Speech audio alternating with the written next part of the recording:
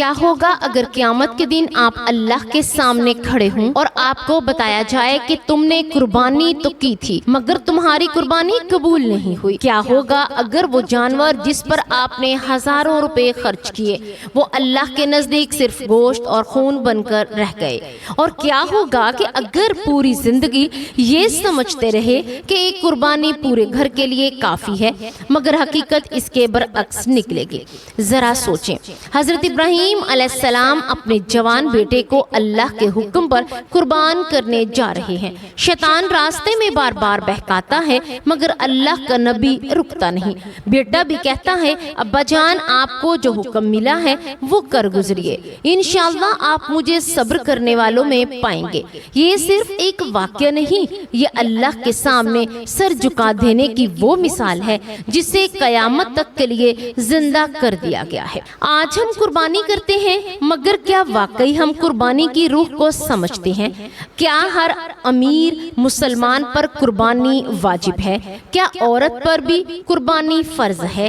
کیا قربانی کا سارا گوشت خود کھایا جا سکتا ہے؟ اور کیا قربانی نہ کرنے والا گناہگار ہوتا ہے؟ آج کی یہ ویڈیو صرف معلومات نہیں دے گی بلکہ آپ کے دل کو ہلا کر رکھ دے گی۔ اس ویڈیو میں ایسے واقعات، ایسی احادیث اور ایسی حقیقتیں آپ سنیں گے جو شاید کہ آپ نے پہلے کبھی سنی ہو، لہٰذا ویڈیو کو آخر تک ضرور دیکھیے گا کیونکہ آخر میں ایک ایسی دعا بھی ہے جو دل کو رلا دے گی اور شاید کہ اللہ کے ہاں آپ کی نجات کا ذریعہ بن جائے۔ بسم اللہ الرحمن الرحیم۔ السلام علیکم ورحمۃ اللہ وبرکاتہ۔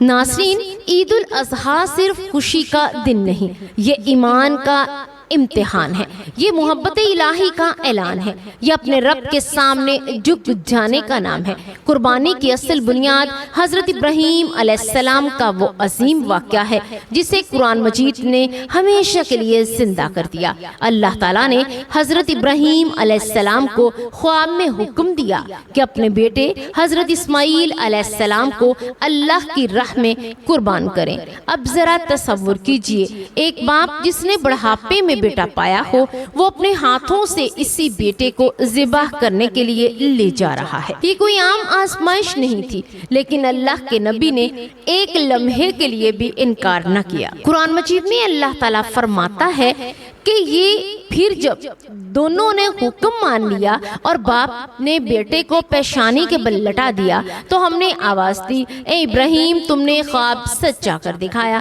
سورۃ الصفات۔ یہ وہ لمحہ تھا جب زمین و آسمان گواہ بن گئے تھے کہ اللہ کے سچے بندے اپنے رب کے حکم کے سامنے ہر چیز قربان کر دیتے ہیں۔ اللہ تعالیٰ نے حضرت اسماعیل علیہ السلام کی جگہ جنت سے دمبا بیچ دیا۔ اسی سنت کو قیامت تک آنے والے مسلمانوں کے لیے عبادت بنا دیا۔ نبی کریم صلی اللہ علیہ وآلہ وسلم نے بھی قربانی کو بہت اہم عبادت قرار دیا۔ ایک حدیث میں آتا ہے کہ جس شخص نے قربانی کی استطاعت ہو اور پھر بھی قربانی نہ کرے وہ ہماری عیدگاہ کے قریب نہ آئے۔ سنن ابن ماجہ۔ اس حدیث کا مطلب یہ ہے کہ قربانی ایک بہت بڑی عبادت ہے اور صاحب استطاعت مسلمان کے لیے اسے چھوڑ دینا انتہائی محرومی کی بات ہے۔ اب سوال یہ ہے کہ قربانی کن لوگوں پر واجب ہے؟ پیارے ناظرین، قربانی ہر مسلمان پر واجب نہیں، قربانی صرف اس مسلمان پر واجب ہوتی ہے جو عاقل ہو، بالغ ہو، مقیم ہو، صاحب نصاب ہو، یعنی اس کے پاس بنیادی ضروریات کے علاوہ اتنا مال موجود ہو جو نصاب کے برابر ہو۔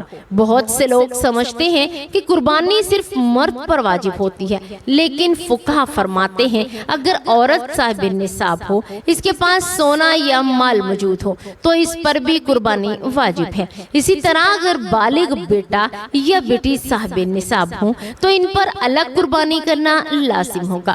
ایک واقعہ آتا ہے کہ ایک شخص نے عالم دین سے پوچھا میرے والد کو ایک بکرا قربان کرتے ہیں، کیا پورے گھر میں قربانی ہو جاتی ہے؟ عالم نے فرمایا ثواب میں سب شریک ہو سکتے ہیں لیکن اگر گھر کے افراد صاحب نصاب ہیں تو ہر ایک پر الگ قربانی واجب ہوتی ہے۔ یہاں بہت سے لوگ غلطی کرتے ہیں اور برسوں تک ایک ہی قربانی کرتے رہتے ہیں جبکہ گھر کے کئی افراد صاحب نصاب ہوتے ہیں۔ नाज़रीन, कुर्बानी सिर्फ जानवर ज़िबाह करने का नाम नहीं, कुर्बानी अपने नफ्स को मारने का नाम है, अपनी ख्वाहिशात को अल्लाह के हजूर पर कुर्बान करने का नाम है। आज हम जानवर तो कुर्बान करते हैं, मगर क्या हमने कभी अपने गरूर को कुर्बान किया, अपनी झूठी अना को कुर्बान किया, अपने गुनाहों को कुर्बान किया? अगर कुर्बानी के बाद भी नमाज ना बदले, जुबान ना बदले, इखलाक ना बदले, तो हमें सोचना चाहिए कि कहीं हम सिर्फ गोश्त हासिल करने के लिए तो कुर्बानी नहीं कर रहे। नबी करीम सल्लल्लाहु अलैहि वसल्लम ने फरमाया, अल्लाह ताला तुम्हारी सूरतों और माल को नहीं देखता, बल्कि तुम्हारे दिलों और आमाल को देखता है। सही मुस्लिम। यानी अल्लाह के हाँ असल चीज दिल का इखलास है। अब बात करते हैं कुर्बानी के दिनों की। कुर्बानी 10 ज़िलहज्जा की नमाज ईद के बाद शुरू होती है और 12 ज़िलहज्जा को सूरज गरूब होने तक की जा सकती है। अगर किसी ने नमाज ईद से पहले कुर्बानी कर ली तो वो कुर्बानी शुमार नहीं होगी। एक सहाबी ने नमाज ईद से पहले जानवर ज़िबाह कर लिया। जब नबी करीम सल्लल्लाहु अलैहि वसल्लम को मालूम हुआ तो आपने फरमाया, तुम्हारी कुर्बानी नहीं हुई, दोबारा कुर्बानी करो। सही बुखारी। इससे मालूम हुआ कि कुर्बानी का सही वक्त बहुत अहम है। अब एक और सवाल, क्या कुर्बानी का सारा गोश्त तो खुद खाया जा सकता है? जी हाँ, अगर कोई शख्स चाहे तो सारा गोश्त तो खुद भी रख सकता है, लेकिन अफसल तरीका ये है कि 3 हिस्से किए जाएं। एक हिस्सा अपने लिए, एक रिश्तेदारों के लिए और दोस्तों के लिए, और एक गरीबों के लिए। इस्लाम ने हमें सिर्फ इबादत नहीं सिखाई बल्कि इंसानियत भी सिखाई है। कुर्बानी का असल हुस्न तब होता है जब किसी गरीब के घर गोश्त पहुंचता है और इसके बच्चों को चेहरे पर खुशी आती है। एक बुजुर्ग फरमाते हैं, कुर्बानी का सबसे खूबसूरत मंजर वो नहीं जब जानवर ज़िबा होता है, बल्कि वो है जब किसी गरीब के घर चूल्हा जलता है। आज अफसोस की बात यह है, कुछ लोग बेहतरीन गोश्त अपने लिए रख लेते हैं और कमजोर हिस्सा गरीबों को दे देते हैं। हालांकि अल्लाह ताला कुरान में फरमाता है, तुम हरगिज नेकी को नहीं पहुंच सकते जब तक कि अपनी पसंदीदा चीज अल्लाह की राह में खर्च ना करो। सूरत अल इमरान। यानी अल्लाह के लिए बेहतरीन चीज पेश करना असल नेकी है। नाज़रीन, कुर्बानी के जानवर के साथ हुस्ने सलूक भी बहुत ही जरूरी है। नबी करीम सल्लल्लाहु अलैहि वसल्लम ने फरमाया, अल्लाह ताला ने हर चीज में एहसान को लाज़िम करार दिया है, इसीलिए जानवर को तकलीफ ना दी जाए, इसके सामने दूसरा जानवर को तकलीफ ना दी जाए, इसके सामने किसी और जानवर को तकलीफ ना दी जाए, यानी कि ज़िबाह ना किया जाए और छुरी तेज रखी जाए। एक मर्तबा नबी करीम सल्लल्लाहु अलैहि वसल्लम ने एक शख्स को देखा जो जानवर के सामने छुरी तेज कर रहा था, तो आप सल्लल्लाहु अलैहि वसल्लम ने फरमाया, क्या तुम इसे कई मर्तबा मारना चाहते हो? ये इस्लाम की रहमत है कि जानवरों के हकूक का भी ख्याल रखा गया। अब एक और अहम मसला, क्या कुर्बानी का गोश्त बेचा जा सकता है? नहीं। कुर्बानी के गोश्त या खाल को बेचकर जाती फायदा हासिल करना दुरुस्त नहीं। खाल किसी मुस्तहिक मदरसे या दीनी अदारे को दे देनी चाहिए। इसी तरह कसाई की उजरत गोश्त में नहीं दी जा सकती, उजरत अलग देनी होगी। प्यारे नाज़रीन, कुर्बानी का असल मकसद तकवा है। अल्लाह ताला फरमाता है, अल्लाह तक ना इनका गोश्त पहुंचता है और ना ही खून, बल्कि तुम्हारा तकवा पहुंचता है। सूरत अल हज। जरा सोचें, अगर अल्लाह को गोश्त नहीं चाहिए तो फिर अल्लाह हमसे क्या चाहता है? अल्लाह हमारे दिल देखना चाहता है, हमारी नीयत देखना चाहता है, हमारा इखलास देखना चाहता है। एक गरीब शख्स था, इसके पास कुर्बानी के लिए पैसे ना थे। इसने सारा साल थोड़े थोड़े पैसे जमा किए। ईद आई तो इसने एक छोटा सा बकरा खरीदा। लोगों ने मजाक उड़ाया कि इतना छोटा जानवर। वो शख्स रो पड़ा और कहने लगा, मेरे पास यही है मगर मेरे रब के लिए है। नाज़रीन, हो सकता है कि अल्लाह के यहाँ इस गरीब की कुर्बानी इन बड़े जानवरों से ज्यादा कीमती हो जो सिर्फ दिखावे के लिए खरीदे गए थे। आज हमें अपने दिलों का जायजा लेना होगा कि कुर्बानी अल्लाह के लिए है या लोगों को दिखाने के लिए। اگر نیت خالص ہو تو چھوٹا عمل بھی بہت بڑا بن جاتا ہے، اور اگر نیت خراب ہو تو بڑا عمل بھی ضائع ہو سکتا ہے۔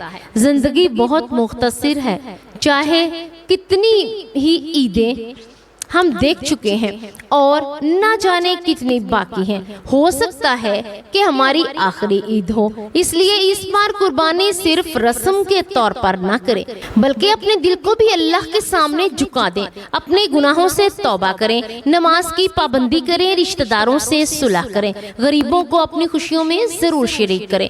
یاد رکھیے، قیامت کے دن نہ مال ساتھ جائے گا نہ جانور، صرف اعمال جائیں گے۔ اے اللہ، ہماری قربانی کو اپنی بارگاہ میں قبول و منظور فرما۔ یا اللہ، ہمیں حضرت ابراہیم علیہ السلام جیسا ایمان اور حضرت اسماعیل علیہ السلام جیسی اطاعت نصیب فرما۔ اے اللہ، ہمارے دلوں سے تکبر، حسد، نفرت اور ریاکاری کو نکال دے۔ یا رب العالمین، ہماری عبادتوں میں اخلاص عطا فرما۔ اے اللہ، جو بیمار ہیں انہیں شفا عطا فرما، جو پریشان ہیں ان کی پریشانیاں دور فرما، جو بے روزگار ہیں انہیں حلال رزق عطا فرما۔ یا اللہ، ہمارے مرحومین کی مغفرت فرما اور ہمیں نیک اعمال کی توفیق عطا فرما۔ اے اللہ، ہم دنیا اور آخرت کی کامیابیاں مانگتے ہیں، عطا فرما اور جہنم کے عذاب سے محفوظ فرما۔ آمین یا رب العالمین۔